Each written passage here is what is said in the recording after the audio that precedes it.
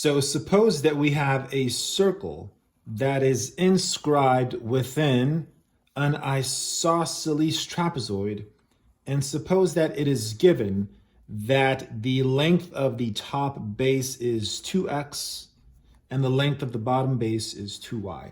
Given that, we can say that from here to here, that has to be y, and from here to here, this has to be x, just given the nature of isosceles trapezoids. Now, why don't we establish this here now? From the center of the circle, if we go up, that's a radius, which we'll call r. If we go down, again, that's a radius, which we will call r. Now, why don't we focus on, let me use this pink pen. Let me go from here, and let me go perpendicular straight down. And let me put a little 90-degree angle there. Now, here's one thing that I want to establish. So you see this little, this triangle here? Let me draw that again down here, but a little bit bigger, like that. So let's piece this together, yes? Now, how tall is this trapezoid? It is r plus r, which is 2r. And this height, 2r, is the same as all of these heights. So what I'm saying is that the height of this triangle is 2r, because it's a radius and a radius glued together. Also, we know that this little snippet is x, and this whole thing is y. So this here in purple, check it out. This piece in purple, which is this here, what can I call that?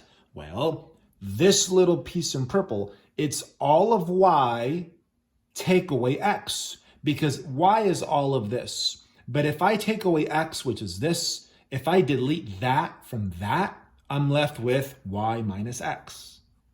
Okay. Now another thing, let me just duplicate this image. Now look, this is a radius and this is a radius. The circle is tangent, which means that at every point of contact, we have 90 degrees.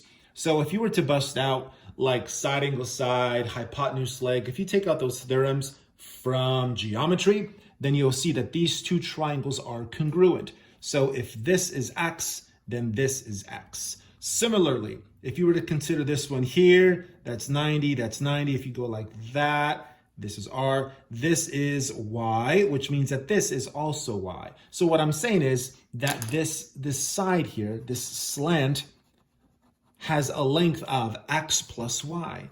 And that helps us to label this third side of this very important triangle, x plus y. Now we can go Pythagorean theorem. That squared plus this squared equals the square of the hypotenuse. If you expand and simplify all of this, here is what you should get. You get all of these pieces here. You get that there. If you carefully expand it, that's what you get. And this is nice because we have elimination taking place quite a bit, so that 4r squared minus 2yx equals 2xy. If you add that to that side, 4r squared equals 4xy. The 4's knock each other out, so that r squared equals xy. And so we have now established the desired result.